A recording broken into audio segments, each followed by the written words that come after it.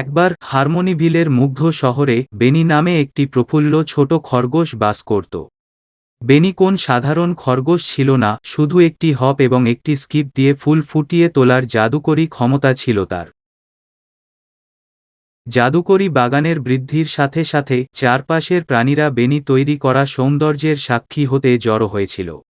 বাগানটি রঙের একটি প্রাণবন্ত ট্যাপেস্ট্রি এবং প্রস্ফুটিত ফুলের মিষ্টি সুবাসে ভরা।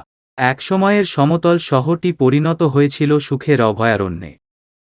দিন বেনি লক্ষ্য করলেন যে তার বন্ধু টেসা নামে একটি বুদ্ধিমান বুড়ো কচ্ছপকে কিছুটা বিষণ্ণ দেখাচ্ছে। উদ্বিগ্ন বেনি টেসাকে জিজ্ঞাসা করলেন কি ভুল ছিল।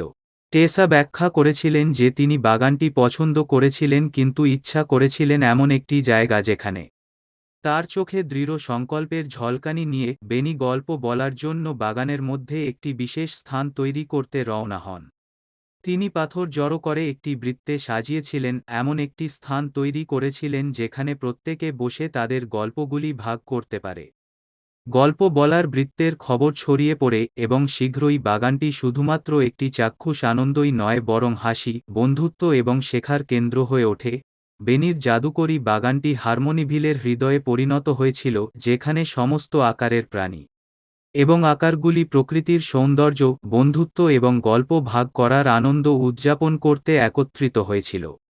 একসময়ের দুঃখিত কচ্ছপ টেসা এখন রোমাঞ্চ, সাহসিকতা এবং তাই হারমোনিভিলের জাদুকরী শহরে বেনি দা বানি সবাইকে শিখিয়েছিল যে সামান্য জাদু, দয়ার স্পর্শ এবং গল্পগুলি ভাগ করে নেওয়ার আনন্দ একটি সাধারণ দিনকে একটি অসাধারণ দিনে পরিণত করতে পারে।